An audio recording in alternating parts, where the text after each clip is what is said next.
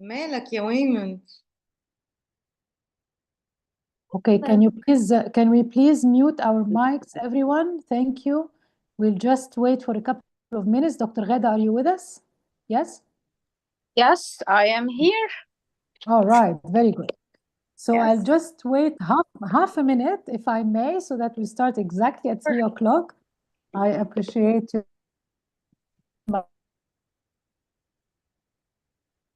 Okay, it is 3 o'clock now.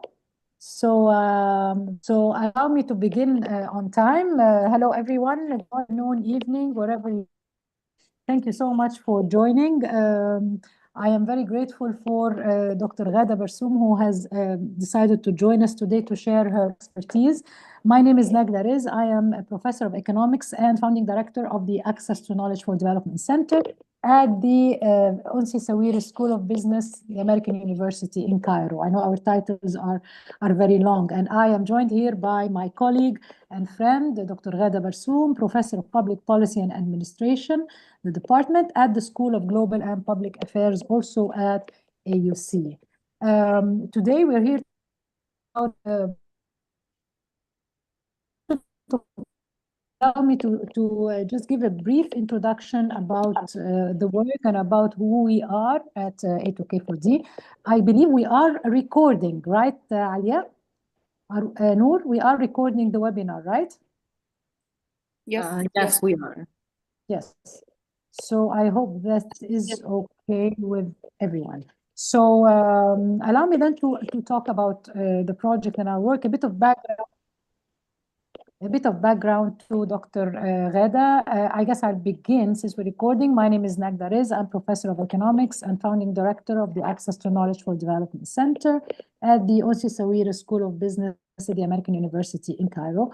I'm joined by my colleague, Dr. Ghada Barsoum, a professor of public policy and administration at the School of Global and Public Affairs, also at AUC. And Dr. Ghada will talk to us about extending social protection to platform workers in Egypt. Allow me to give a brief background about the work and about who we are. At the Access to Knowledge for Development Center, we work on the role of knowledge, technology, digital technologies, and inclusion with focus on Egypt, the Middle East, and North Africa. So our areas of work are basically looking at how we can make the best use, capitalize on technologies, including artificial intelligence and other digital technologies, for the improvement of the livelihood of people. Among our projects, we run the MENA Observatory on Responsible AI, which houses all our work in this area. Very important project that we are very proud of the work that we do with partners in the MENA region is a project titled New Work, looking at new forms of work, inclusion, and in the Middle East and North Africa, with support from Ford Foundation, which we are very grateful for, in partnership with Ford and with regional partners, regional research partners in Morocco, Tunisia, Egypt, Lebanon, and Jordan. We have run a series of research pieces looking at, with evidence on the ground, on the reality of new forms of work, typically platform-mediated groundwork, the common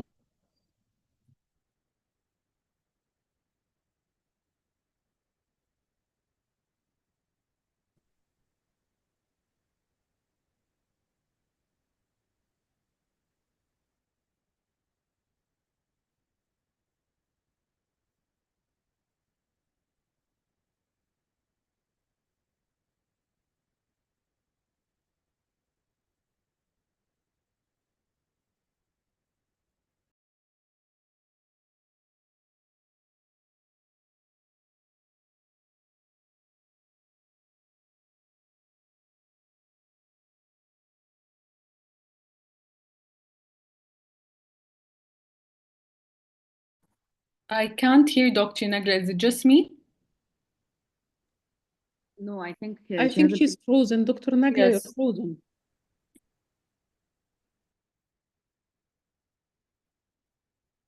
I'm just sending her a WhatsApp.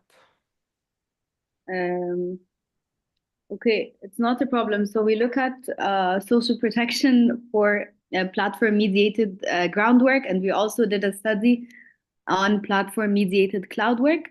We collaborated with Dr. Ghada specifically to conduct a further study for us, specifically looking at the social protection or lack thereof for platform workers. And this is what we're here to discuss today. Dr. Ghada, you can have the floor.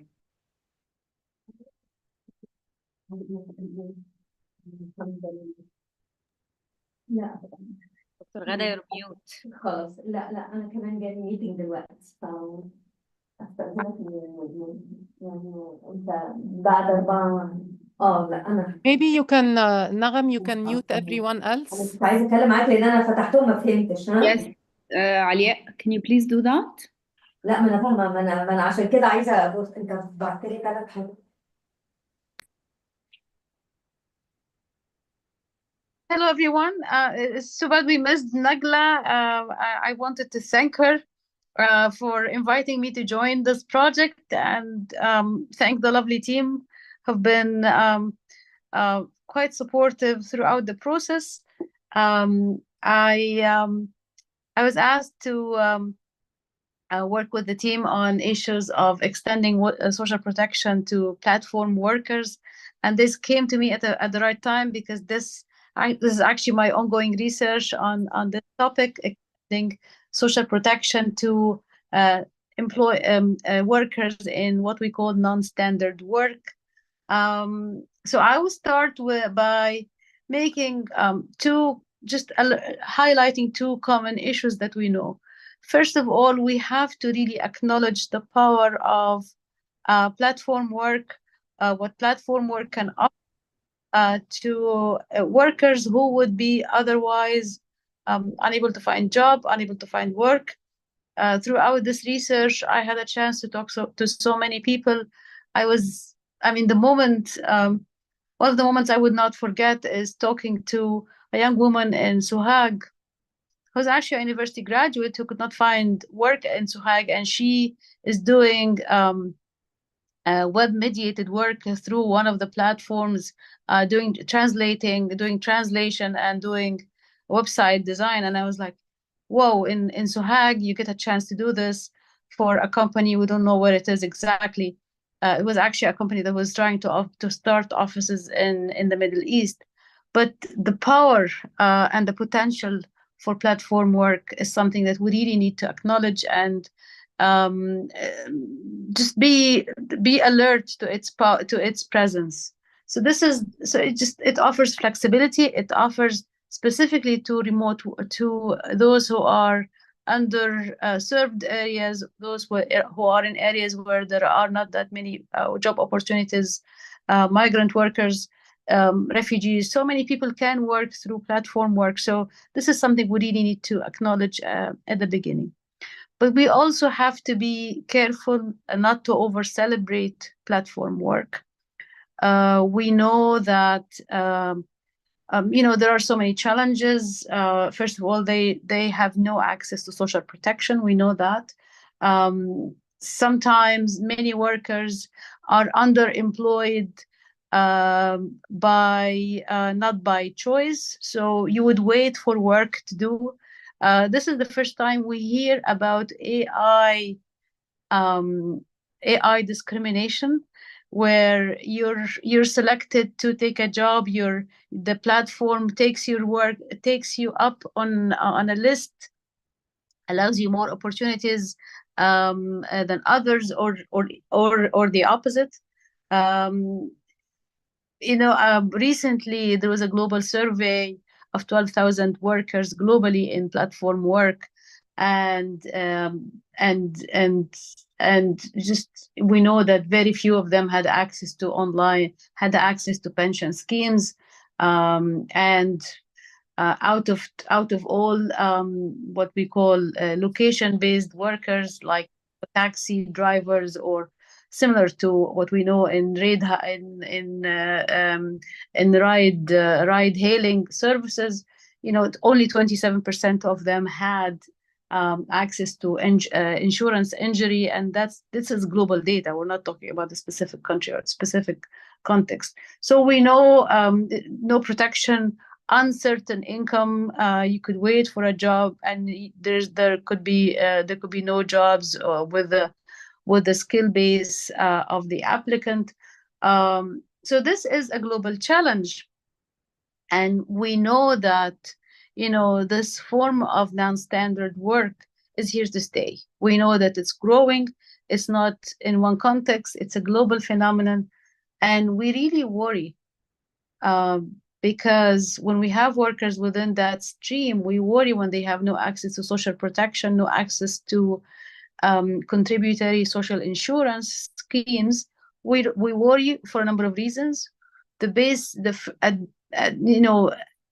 main reason, one reason is, this is a demographic group. There are demographic risks. Once this generation of workers ages, you will end up with a generation of retirees who have no pension schemes, who will have to rely on social assistance.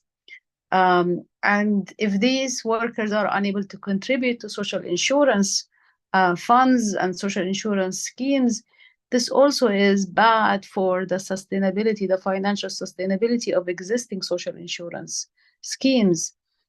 Because most social insurance systems, including that of Egypt, are funded with a scheme called pay as you go. So pay as you go, I pay my contributions, my parents get the pension scheme by the time I retire. So another generation should be paying their contributions, and that should cover my retirement. So it is something that's would have serious implications over social insurance funds. And as I said, once they age, they will be a tax burden to these workers will be a tax burden to countries where they work. So Nagla's back. Nagla, did you want to continue the introduction? No, it's fine. It's fine. It's fine, Ghada. Go ahead. It's fine. So I started by saying, just the two principles. Yeah. I started by saying two principles we have. We're happy that, social, platforms are here. They're creating new jobs, opportunities for people that would not have these opportunities. And we're also very concerned because they have no social protection. They have no access to pension schemes and contributory social insurance system. So Ghada, you just so you picked up exactly. Thank you so much. That's exactly what I wanted to say, and I'm sorry, my internet just went berserk. My computer. I'm very sorry about that. I was just going to say exactly that we have very high rates of unemployment. So this offers new forms of livelihood, new forms of work. They're welcome. However, the conditions are subpar. So thank you, Ghada, very much. So please carry on. I'm with you. Thank you. So I'll just zoom into the issue of access to social insurance, because that's an area that has been fascinating me. And the more I read about it, the more I feel there are so many issues that you always need to look at, and there are so many what we call competing objectives. You want to have a widespread coverage of social insurance, but you want the system, and at the same time, you want to have the right actuarial measures so that the system is not just is covering workers and retirees in a fair way. We don't want, and this is a major issue in the design of social insurance systems, that you don't want a generation to pay to gain at the expense of another generation, or you don't want a generation to pay for other generations. And because this is how social insurance funds usually operate, it's just one generation after the other. So just zooming in, what we have been learning, and this is now we can think of this as a global learning lab. We're all learning this because non-standard work, platform work has hit us all of a sudden. And now we have to find the measures, the guidelines, we have to find the legal frameworks that would provide protection for these workers. So, we step back and we say, what are the guiding principles? What do we want from social insurance schemes to be able to have them as inclusive as possible of these, what we can call non-standard workers? We want them to be as flexible as possible.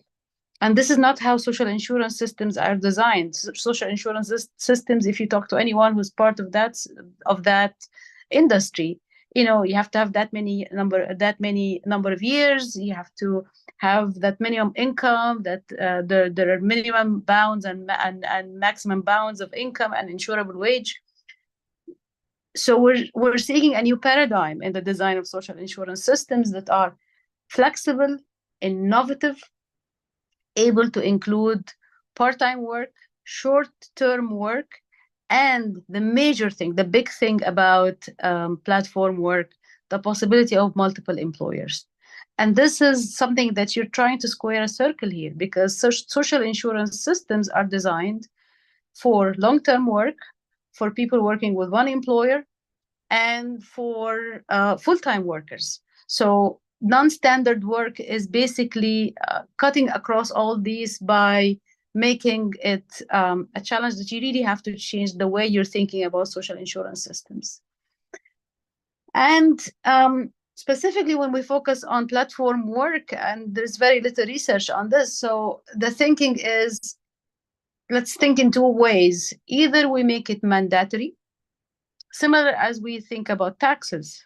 And I'll come back with an existing experience with this. If taxes are mandatory, the way we are withholding taxes, we should be holding social insurance contributions so that these workers would have the protection they need, and we would have you don't want a generation of workers that has no protection. That's bad for the whole structure.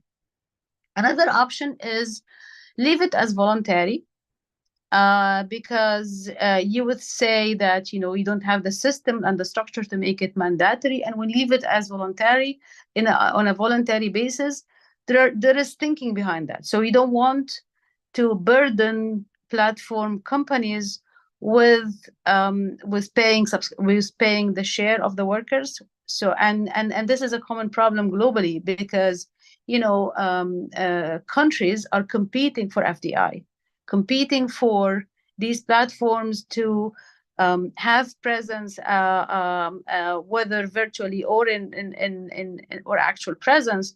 So we're seeing globally there is very little reluctance by governments to impose taxes, to impose more than just the basic taxes, the VAT on these companies, in order to be more competitive and open the way. So a voluntary approach to social protection and social insurance would mean you're leaving the workers to their decision, and you're leaving the companies to do whatever they want to do. And the challenge of this is that you will end up voluntary systems. And there's been recent research on this. Whenever you have a voluntary system, you always have very little participation rate, either at the worker side, because people tend to discount the risk of the future because I need the money now. And of course, if it's voluntary, why would any employer or quasi-employer as a platform would want to do this? So two approaches, and before I talk about the mandatory system, which is something that's happening, we're seeing it in some countries. Let me tell you a little bit about the system and the structure of the social insurance system in Egypt. So we've had recent reforms in 2019 where we had one legal framework combining all types of work. And primarily, the majority of those who are covered are in the public sector. We know that, you know, it's actually, and this is not just in Egypt, this is common in the Arab region, to the extent that some reports would say, you just look at the percentage of workers in the public sector, and that's the percentage of people who are covered by social insurance. With the more recent changes, we've seen some addition, specifically after the 2003 labor law. We started to see some, and research has shown that there's been some formalizing of informal workers, opening venues for more workers to join from the formal private sector, but of course none from the informal private sector. So social insurance is voluntary in our system for the self-employed. you would only have access to social insurance as a mandatory as part of a mandatory way if you are syndicated, if you are an engineer or a doctor, or if you are self-employed in a business that is registered. Other than this, there's no access to social insurance, and you're not required. And it's actually own account workers are a group least covered in the social insurance system in Egypt. But we know that the taxation system has been much more progressive. The taxation system has been able to reach some of those that are unregistered, including more recently, taxation system has reached those who work online as bloggers, as people who are doing content.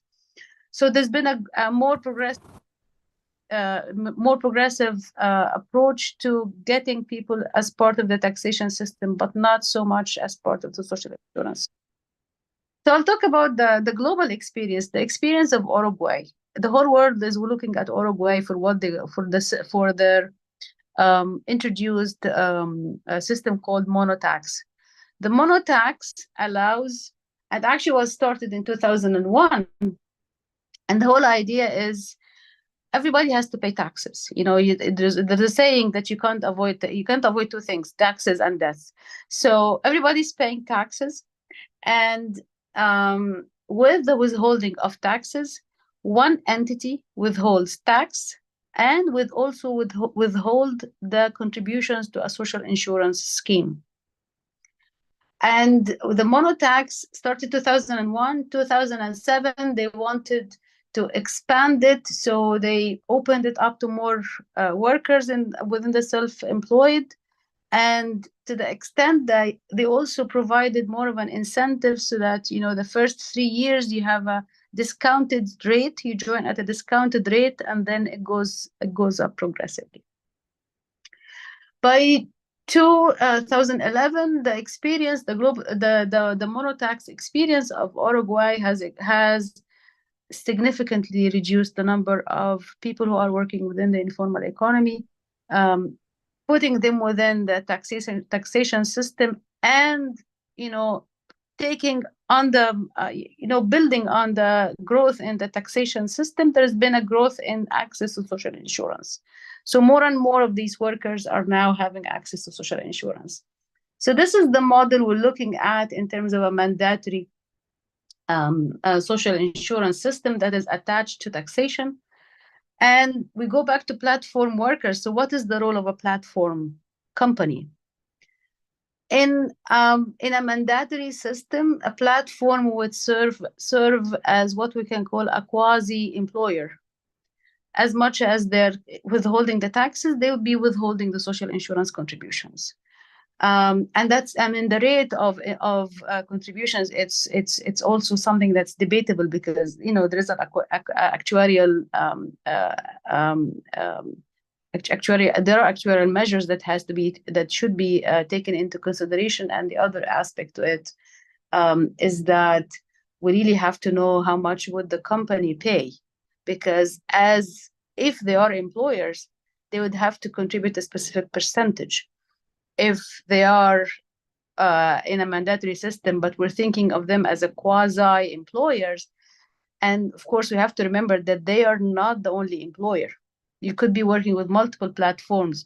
So who is covering my social insurance, or is it just related to how much money I am making, and has nothing to do with a specific percentage or a specific share by the platform, by one platform?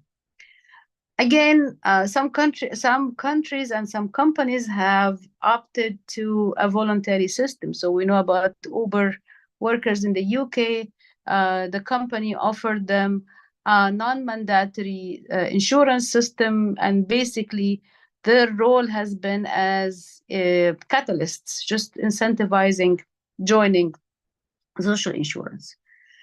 In all cases, we need to be cognizant of what we call the policy imperative, to have a flexible social insurance system that really allows for non-standard work and appreciates the presence of this group of workers that will continue to grow.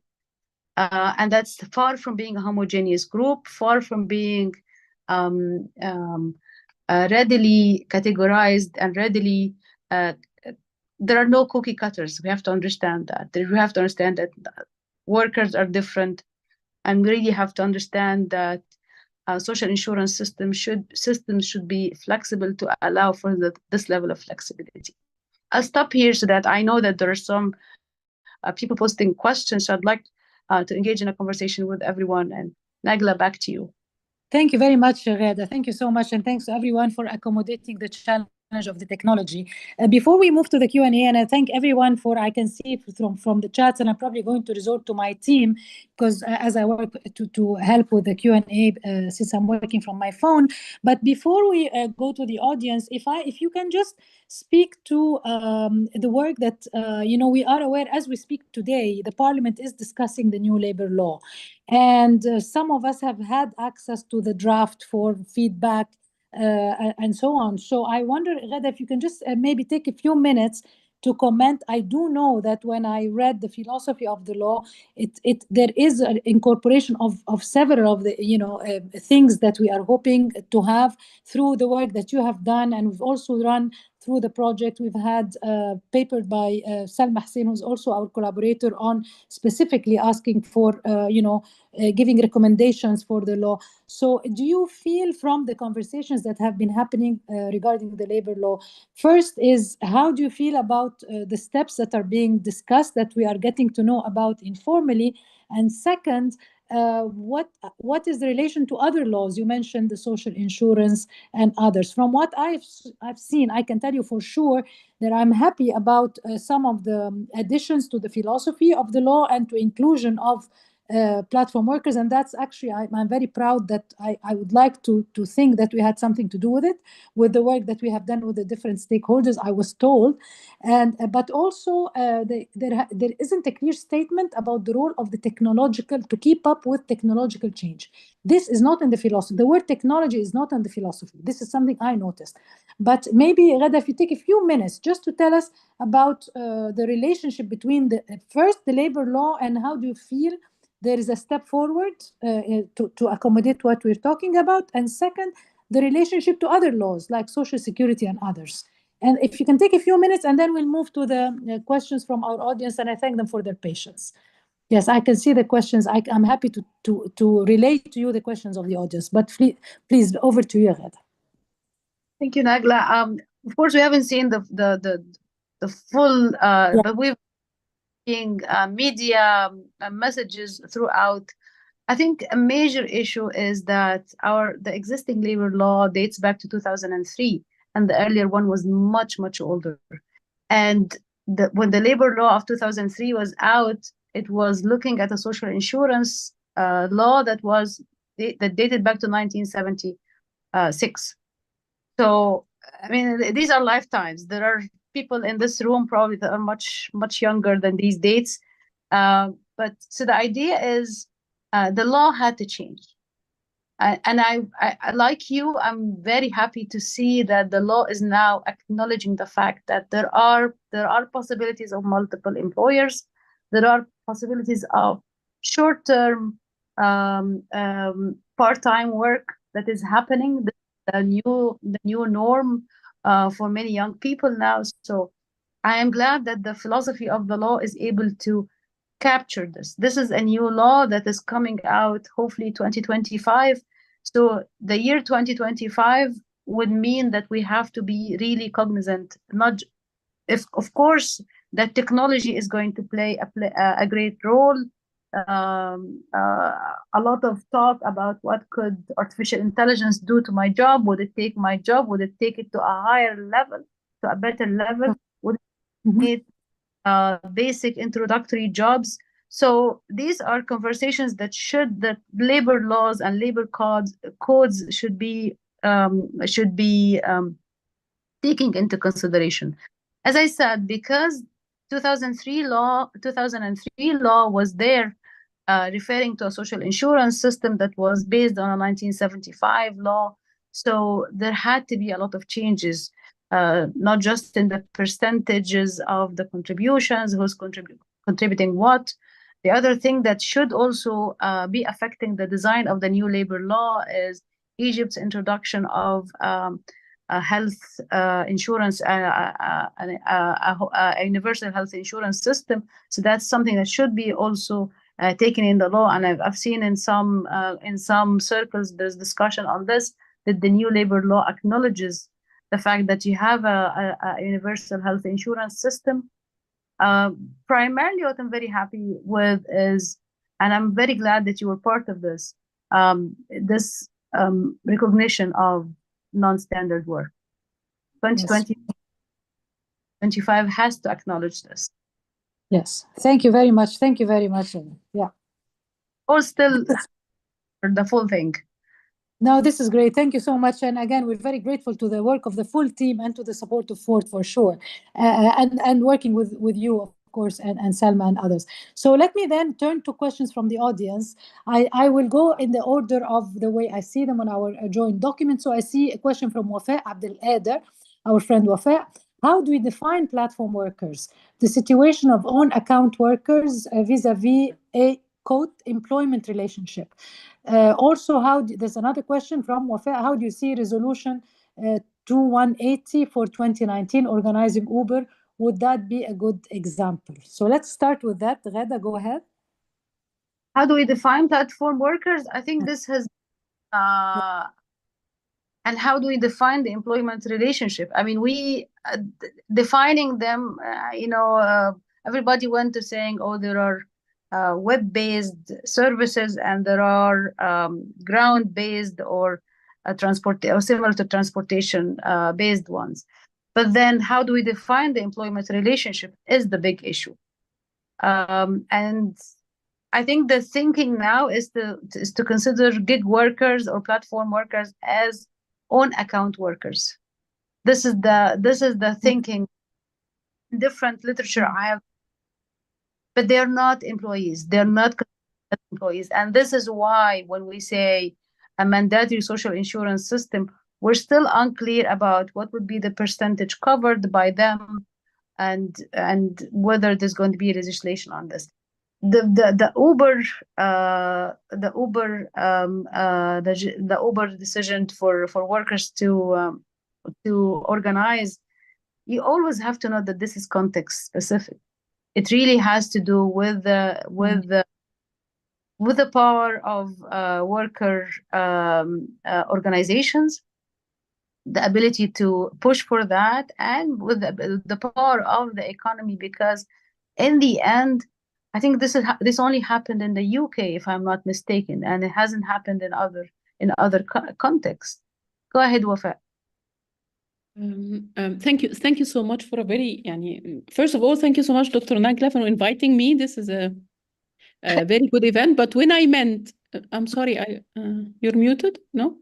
When I meant the decision, actually that we have found through, because actually at the ILO now we're supporting a discussion for a new standard, a new setting standard, particularly dedicated for platform workers.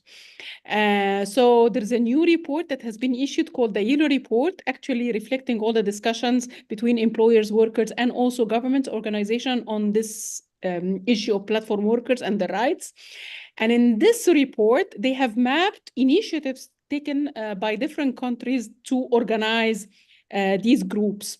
So in the report, they have identified a resolution by the Prime Minister, Majlis al-Wazara in Egypt. It's resolution 2180. And if you look at the resolution, it's quite interesting. I myself very skeptical that it actually has been implemented on the ground.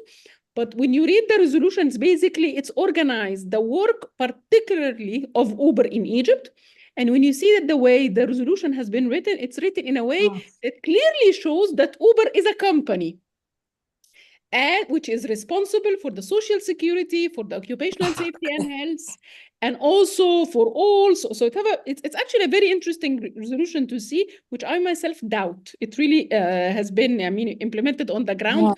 Apart from the taxation system, of course, because it also includes everything related to taxation, training, licensing, and so on. So what we're thinking of, because I'm asking about in your research, because we know, of course, we are in a vacuum.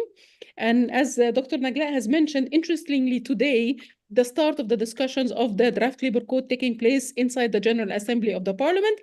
And in the new draft code, which I have received very recently, there's 5 articles particularly dedicated to, they don't use the term platform workers, what they use the term أنماط العمل الجديدة, a new form of work. In the philosophy, they mentioned the technology, but inside the article itself, I agree with Dr. Nagla, it did not at all refer to but it referred to الأنماط المختلفة, or the different forms of work. And it stipulates that they have all the rights related to other workers who are not working, including the social security and so on and so forth. Of course, we don't know what's going to happen in the General Assembly, but there is 5 articles from Article 95 to 100, particularly related to the new forms of work. My question would be, because the biggest discussion we're having now between the employers and the workers' organizations at the ILO is not about whether the platform workers or the digital platforms should be organized and ensure equal rights with other workers. It's the discussion of the definition, what stipulates a platform worker from an own self-owned worker, يعني عامل لحساب نفسه. In that sense. So this is basically what would distinguish the voluntary, whether there is an obligation from both the employer and the state to ensure social security or not. That's why I took it back to the discussion about the definition. And the importance also is that currently, since there is a current debate taking place between also the government and also the social partner, to rediscuss this whole definition of what really define a digital platform worker. Thank you. Thank you very much, Ghada. إذا سمحتي لي, if I may, just for a couple of minutes, make a quick comment. That what's called Uber Act that you're referring to, I remember when it came in the Ghada Barsoum, in the official Gazette, and actually it quoted our research, our very first paper written about the Uber workers in 2017. Now, the issue here is actually, it was criticized, and I actually wrote about this because it was labeled the Uber Act. So as you say, it was tailored not only to the ride sharing, because then when you talk about platform workers, there are other forms, not only ride sharing, and also tailored to the big companies, Uber as a big company, and the complaint came from smaller companies at the time. So thanks for bringing that up. I don't know, Ghada, if you'd like to comment on Wafa's question. We have thank you. We have a wonderful lineup of questions. So Ghada, if you can address Wafa's question about the definitions, if you have a few, something to add before we move on to other questions. The one thing I would like to add is what I learned from I'm sorry, my phone rang. People, which is the National Authority of Social Insurance, basically that Uber workers and other ride-hailing services are actually required to report their status at the traffic control authority, and at the same time they're contributing through the traffic control authority. They pay carta. They pay a specific carta. That carta goes into the system. Okay. Yeah. Okay. Sorry, Ghada, it was cut. Are you? I'm sorry. Did you make your comment? I sort of lost you. Yes. Yes, I did. Yes. I was just referring. Dr. Nagla, I'm happy to moderate the Q&A from my end. I'm unable to turn my camera on. No, it's fine. Nagham, I'm okay. I see the document. Okay. Sorry, we're just miraculously working with the technology. It's working. Thank you. So I have a suggestion. I have a lot of questions. So I'm going to sort of give you snippets of like a couple of questions to address 2 at a time, if that's okay. All right. So there is a question about, there is a comment from Dr. Zina Abdel Fattah. I'm going to try and pick up the few comments and maybe you can comment on that. One of them relates to migration. So she says, Dina says, not a question as much as adding another dimension, which is additional insight. Digital migration is starting to pick up. GCC is hiring remotely now as a way to cope with their own regulations. EU is moving towards digital migration. So the comment here is how young people who initially struggled with physical migration are digitally migrating with no access to social insurance. programs in countries of destination with a voluntary system in Egypt. We are going to see more and more people outside the social insurance system. Unlike the aging societies in the EU, this model will add the social insurance problems in the near future. This is one for you, Ghada. Allow me to give you 2 points to comment on. This is one. And the second, I have a question from Anas Ghunaim. Government ownership is one of the cornerstones of social production. There are examples of successful application of microinsurance, such as India's Self-Employment Women's Association, SIWA. So the question is, could microinsurance be a potential solution for the inclusion of gig economy workers in informal social protection? What would be a realistic pathway? So one of them, the question is about digital migrants, and another one is and gig work, and the other one is related to the microinsurance, for example, public-private partnerships or direct implementation through NGOs. So, Ghada, is that too much to handle, or just these are rules that you can comment on, and then we move on? 2 beautiful questions. Yes. Dina, thank you. Yes, I mean, we think that this is going to be, who knows, there could be more migrant workers, virtual migrant workers. I agree with you that that's actually a new potential. And that woman I interviewed in Sohag is working for a company we don't know where, through one of the platforms. So absolutely, you're absolutely correct. Microinsurance, this has been a puzzle to me. There is a growing industry of microinsurance in Africa, and the Middle East and North Africa region has the lowest share of microinsurance services. Of course, when we were kids, we know Masr al-Ta'min and Shar al-Ta'min, we know these companies, and these belong to the microinsurance stream, but the level of penetration, the level of outreach is very the level of penetration and level of outreach is very limited. So, I mean, the one thing we know about microinsurance is that this is all going to be provided by the private sector.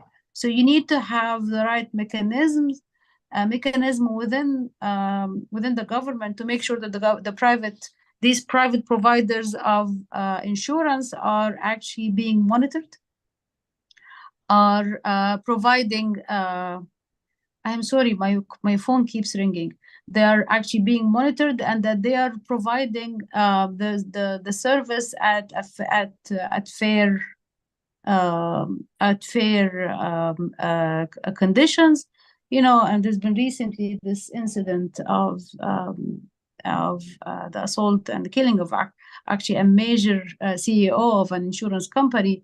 And the whole movement of the 3 days, the deny, delay, and remember the 3rd D. So you don't want that. You really want a social, an insurance system that is being monitored and managed well. Okay, so let me then move on. I have a couple of questions. I have from Asma, our partner from Tunisia, Asma bin Hassan. She is asking about labor laws are about professional relationships. So are the platform workers considered as employees? That's one question. And a related question from Irene Silwanes, our friend also. The question for the new labor law, whether and how platform workers are identified. Are they considered own account workers or contract dependent where an employer is liable? So again, about definitions, you know, are the workers employees, dependent, on account? So Ghada, over to you. Well, all the literature I've been reviewing, I think the thinking has been to consider them as on account workers. And with that, you're able to work with multiple platforms at the same time. You can be driving your vehicle for Uber and Didi at the same time. It's really up to you. You could be doing translation for Fiverr or for Khamsat or for any other platform. So the thinking in most of in all the articles I've been reading is that we consider them as own account workers. As professionals, they're non-syndicated own account workers, because Irene and I worked on this, and we know that for own account workers, you can have social insurance through your syndicate as a doctor or as an engineer. and through business formalization. They don't have business formalization, but their own account workers. That's the thinking I've been seeing in the literature. Thank you, Ghada. We have a wonderful follow-up from Asma from Tunisia, and I'll read it.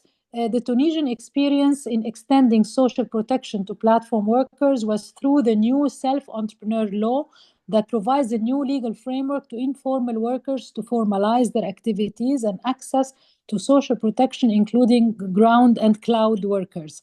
Thank you, Asma. This is very useful. So yeah, Ghada, you agree? I mean, this is a good, very good precedent for us. So I have more for you, Ghada, from Elliot Palot. He asks, should Egypt adopt a mandatory social insurance system? And if so, how can they account for being deemed as less competitive by platforms? This is the perennial question. Impose all you want, and then they will run away from you. That's the thing. But we've applied taxes. We've been successful in imposing taxes. So if you're imposing taxes, impose social insurance system, but let's sit and have a good conversation about the share of the platforms, because what they have to pay, because that's the real deal. They can do the paperwork of as much as they do the paperwork for filling your taxes, as for filling my taxes as a platform worker, they can also fill my social insurance as a platform worker. But the issue is, who is going to pay the share of the employer? That is the deal. That is the main issue. If you impose on them the share of the employer, they're going to compare sites, and AI will put you, if you're in Egypt with a high social insurance fee, social insurance cost, will put you late on the list. That's specifically for cloud work, not for ground work. But yeah, definitely, that is the real question. On Asma's point, we're very happy to see the experience of Tunisia, and we're very happy to see the experience also of Morocco, and we've been following on that. They follow the French system of the Lotto entrepreneur, where basically I will just go online, register myself as self-employed, go work in whatever platforms, and I would have the ability to issue receipts. I'll have the ability to be a formal self-employed person, whether you can work on platforms or on non-platforms. Yeah, but also, Ghada, I was thinking as you speak, because what you mentioned quite rightly about answering the question about the mandatory social insurance, this is a tension that happens always. The same thing happens when we discuss the AI regulation. I mean, there's always this tension between, if you regulate, then companies are going to run away.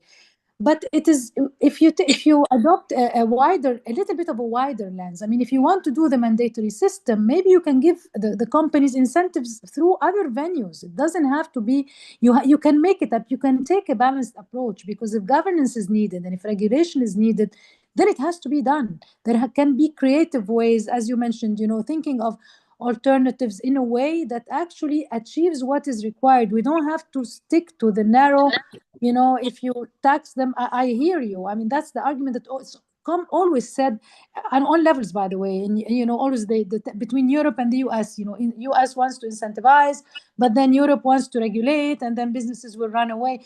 But then maybe you can regulate and at the same time offer incentives in a different way.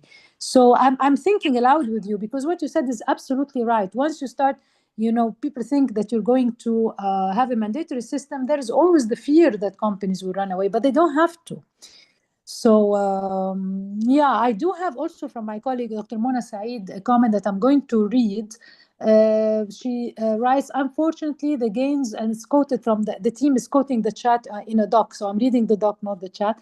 Unfortunately, the gains of increase of coverage of social insurance in Egypt, as new social insurance law reduced rates a bit and had better enforcement, are now under threats, because with the increase in the minimum wage from 3,500 to 6,000 to 7,000 starting March, it will increase the minimum insurable wage, and hence likely to induce more informalization by private sector firms in general. That is, hire workers without contract. is this the right environment to ask platforms to pay social insurance? How else can they be incentivized? Can it be related to tax incentives or reducing costs in any other way? So Mona, as if you heard me. So Ghada, what do you think? Mona, lovely question. Always lovely to see you and engage with your thinking. Irene and I looked at the data and we are seeing it's not just the minimum wage that has been increasing, but also the insurable wage, the minimum insurable wage, which is usually much lower than the minimum wage. So the minimum insurable wage has been increasing, and with that, we are seeing a decrease in contributions and a decrease in access to social insurance systems. Yeah. So it's not something we can take lightly. Your question is spot on. We cannot take this lightly. Make it more expensive, and people will find ways to evade. You're just pushing people to evade when it becomes too expensive. And at the same time, people who are making it more expensive are saying, but well, the system is not sustainable financially. And we're talking about increasing the minimum wage, the minimum insurable wage. You talk to people who are part of this and they tell you, we need to ensure the sustainability of the fund. The argument we're making is if you make it more affordable, more people will join, and in the end, the cost will go down. So we're making it. So it's either you go on a positive on a positive cycle, or you go on a spiral where you make it more expensive, so less people are joining and more people are avoiding it. But your question is spot on, Mona. Nagla, if I may add, just Yeah, thank you for of your course. answer. Just a follow-up, really, thinking aloud. And it's a question to you also, Nagla, because you probably know more also about this. So how do you approach platforms about this? I mean, are they supposed to report a certain average wage? How do we calculate the insurable wage? Because it is not hourly. I mean, nowadays, by the way, for the first time now, Egypt, because I serve on the National Council of Wages. For the first time now, Egypt has a minimum hourly wage, which is 28 pounds an hour. Again, effective in March. So is that going to be like the hourly, do they calculate an hourly wage? How do you really get an insurable wage? I think this is like an important technical question. Well, what we've done, I can tell you about what we did in our work. When we did the Fair Work studies over 2 years for Egypt, and the team, we asked the workers, and we don't ask the platforms about the pay, we ask the workers, and the workers tell us how much they make, and and of course every experience is different. So we cannot say there is a wage by Uber. You cannot say that, but you ask the workers how much they make, and then you compare it to the living wage and the minimum wage. But given the nature of the work, we cannot really say Uber's wage is XYZ. But I think the challenging part here is that again, with the workers, it is because the type of it's sometimes part-time, sometimes full-time. Many of them actually do this full-time to earn a living. It is very hard to actually say there is an actual, you end up knowing how much they make. This is the best that you can reach. To find out what is an insurable wage, I really have no idea how you can do that given the nature of the work. But Ghada, I mean, I'm happy to hear what you think. I don't think there's ever going to be a minimum wage for platform work. For what reason? The reason is I want to be competitive. So I am offering my service, and I'm always thinking of cloud work. And Yes. even if with ground work, I am offering a service at a lower price to be competitive. So I'm ready to translate that page at a cost. I mean, usually they don't translate now. They evaluate the translation done by AI. That's what I've seen the cloud workers doing. So I'm ready to do it for 10 pounds because I want to compete with you who said you are going to do it for 12 pounds. So if you put a minimum wage, these are people who are offering their service on the platform. They want to be competitive. So the regulation of minimum wage does not apply because Exactly. It's basically me. I am lowering my time, the cost of my time to do this service because I want to be competitive. And you could just jump in and go for a lower bid to take the job, maybe because it offers more hours. So we can't work a minimum wage within this formula. Now, the minimum insurable wage is only designed for people working full time. How's that? And this is how it is. It's part of the bylaws of the social insurance law, and it's based on full-time work. And that's why we're saying we need social insurance systems that are capable of understanding and dealing with the fact that a worker can have multiple employers at the same time and can be working part-time and short-term.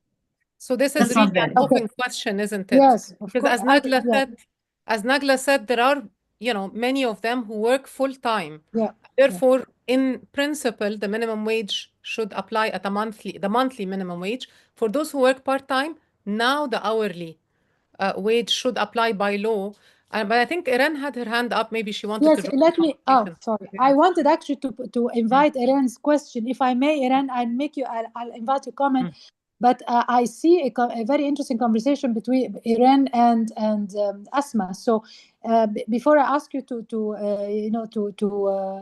contribute, Iran, I would like you also to comment on this, because Iran, Asma asked, could the Tunisian experience be duplicated in Egypt? And Iran comments on Asma's comment. Have there been changes in coverage since the new law? I would be interested if there have been any studies regarding this new legal framework. Asma is our research partner actually in the project that we are working on with support from Ford. So, Iran, would you like to? Do you have an addition to make, and maybe make your question also to Asma? Go ahead. No, I am very. It's very good to know that Asma is working with you, and I would love to see the study. And because Egypt has adopted a new firms law, the new micro, small, medium enterprises, and it has also a component to facilitate formalization for the small and micro firms, which is basically micro firms is basically a kind of self-employment, So I would be interested to know the Tunisian experience and to learn from all this fabulous work. Now, I had one intervention about the question of MENA on the minimum insurable wage. So I was just in a meeting with the National Organization of Social Insurance in Egypt, and actually the minimum insurable wage is applied even for irregular workers. It is not a minimum wage. It is a minimum insurable wage upon which the contribution is calculated. And they calculated, and he told me even the contribution amount that they have to pay is 9% of the 2,300. So it's a 207 Egyptian pound per month. And to market it, they say you just pay £7 a day, and that's it. So the minimum insurable wage is applied for everyone contributing to the social insurance scheme, whether irregular workers, own account workers, employees. Everyone is bound to the minimum insurable wage. Now, employees in the private formal sector have been treated differently. Because they are in the formal sector, they have to follow the minimum wage regulation, right? And that's when there is this conflict or this tension between the minimum insurable wage and the minimum wage, which wage should be applied. So what I hear is that from NOSI even, they say for the private sector, for the formal private sector, we should think about a minimum. The minimum insurable wage is basically the minimum wage because they have to pay the minimum wage because the minimum wage is higher than the minimum insurable wage. At that time, it was 3,500 when the minimum insurable wage was set at 2,300 or 2,000, right? So they take the minimum wage as the minimum insurable wage in formal private firms. Otherwise, they take the minimum insurable wage even for irregular workers. Now, the question for platform workers, because they are working with platforms and multiple employer, I think the minimum wage is not it's not legal, it's not applied in Egypt, like because of the informal sector, it's applied legally, right? and on the formal private firms, but any informal firm wouldn't apply the minimum wage, right? So a platform worker who is working at a international firm or a platform worker, there is no binding, there isn't any binding constraint on the company to pay them the minimum wage. In addition to that competition thing, like. But they will be breaking the law, though. I mean, Okay, you know, the government doesn't accept informality, right? Okay, may What I? is the penalty? What is the penalty if a firm doesn't pay the minimum wage? That's a question. I hear many things. So if there is no penalty on a law, it's not binding. Okay, can I just, okay, thank you so much, Erin. This is amazing. So if I want to go back to Ghada, and I'm very happy that we're making these conversations amongst each other and to connect, you know, each other. Can I go back to Ghada, because I have to comment on this conversation, but also I have Radwa Abu Shadi mentioned China, Singapore, Indonesia, and also Asma was asking about the Tunisian experience. So maybe Ghada, from your expertise, you can tell us a bit more about how much can we take from the experience of other countries, and maybe just if you have also comments, because I see, I mean, it's super interesting, but we are sort of approaching the end of the hour. So I'll pass it on to Ghada to make her comments on those points. Ghada, over to you. Thank you, Nagla. I'm fascinated by the conversation, and thank you to everyone who's chipping in. And please bring us back again, Nagla, because apparently we enjoy the conversation. Yes. So this is the beginning. Thank you for that. I mean, that's amazing. We'll definitely. So if we can't pick up on everything, we will pick up on the next one for sure. But over to you, Ghada. What do you think about? Thank you. Yeah. I think we have to learn from every possible experience. The research I cited looking at the difference between mandatory and voluntary, the outcome of mandatory and voluntary schemes was specifically looking at China, because China has platform workers, platform companies that actually applied the mandatory systems and others that did not apply a mandatory system for social insurance. And the research just published early, I think early this year or late in 2024, is just saying that when you have it mandatory, you have more workers joining. It goes without saying, if it's not mandatory, everybody procrastinates joining or avoids it. We're looking at the experience of Tunisia and Morocco all the time. We're looking at, and we see that, you know, new legislations, what happened in 2019 when there were changes to the framework for social insurance, we see that this was actually listening to the experience of other countries, because before then we had 4 separate laws, and the major challenge has been the portability between the different schemes. If you are in a certain employment status, because each law was basically regulating social insurance for a specific for people in a specific work group, whether specific employment status, whether you are a wage worker or a self-employed or an informal employment or in informal employment, or workers outside Egypt or migrant workers. So we definitely are learning from other experiences. And Radwa, thank you for bringing that. You and I should have coffee. Come back to campus. Radwa is our alum. Come back to campus. Yes, I know. Coffee. I recognize the name. Yes, of course. Come back and let's talk about what you had in mind, and we discuss. We have a conversation about that. Well, thanks, Ghada. I mean, also the thing is, our project is regional. So when we were at the stage of compiling the papers and looking at the issues are so similar. You know, we have our ASMA in Tunisia, we have our partners in Morocco, the Solidarity Center, we have partners in Jordan and in Lebanon, and it's incredible how much similarity we have. So we know that we have similar issues, and we definitely have to learn from the experience of each other on regulating what's going on. There is a last one there was a question from a comment from Nawal Tariq earlier about organization, unionization. Is this something that you see, you know, if you can just speak to this in a couple of minutes before we wrap up, Ghada. Yani, do you see, and just unionization or even organization in general, through unions or through informal, because we did have one of our round tables, there was a suggestion, we had the workers around the table with different stakeholders, and the suggestion was to create an entity. A union is usually done for, and you guys can correct me, Ghada, you can correct me, is done for MENA, for certain profession. Whereas with gig workers, they work in different, they're not just drivers, they can be domestic workers and others. So what do you think, how can there be a voice of the workers if we take this from a broad perspective, not necessarily a union? What do you think?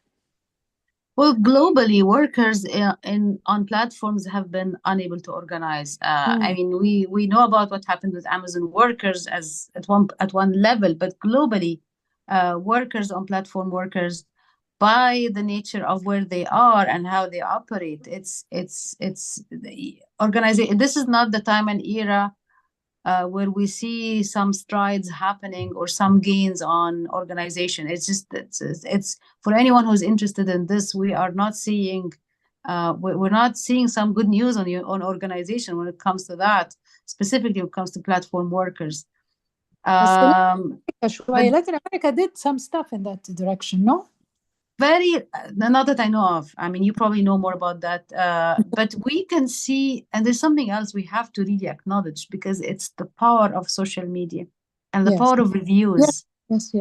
So it's maybe it's a whole new game where it used to be you're upset, you go to your union. Now you're upset, you go to social media and you galvanize anger against a specific platform company that has not been dealing fairly with its workers. And we see this happening a lot, that, you know, the workers of any specific company going out. So maybe we're going to see, we're now in an era of virtual platforms and virtual work. Maybe we get to the era of virtual organization.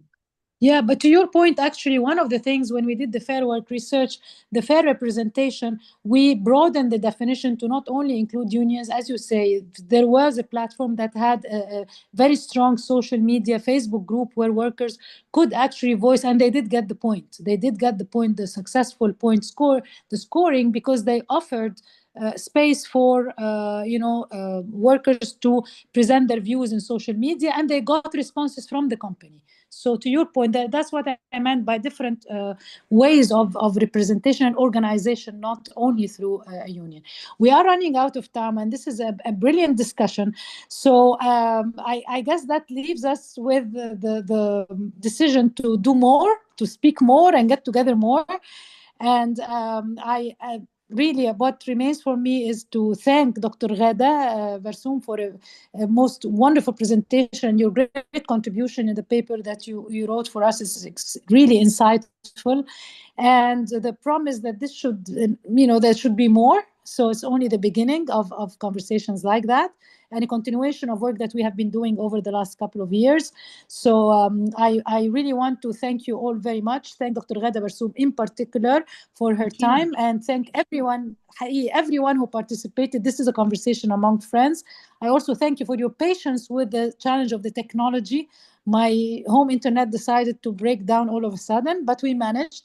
And I thank my team Nagam for chipping in, and everyone from the team to help with the questions. And I apologize to anyone whose comments or questions we were not able to address given the time, but certainly the conversation will continue. And I wish you all the best. And Ghada, again, thank you so very much. And thanks to Ford for their support for our work. Thank you, and have a great afternoon. Thank you, Nagla. Thank you. Thank It's a you pleasure. Very much. Everybody. Please look out for the observatory. We'll be looking at, we'll be putting up on the observatory, MENA observatory. Thank you. Thank you, Nagla. Bye-bye. Perfect as always. Thank you.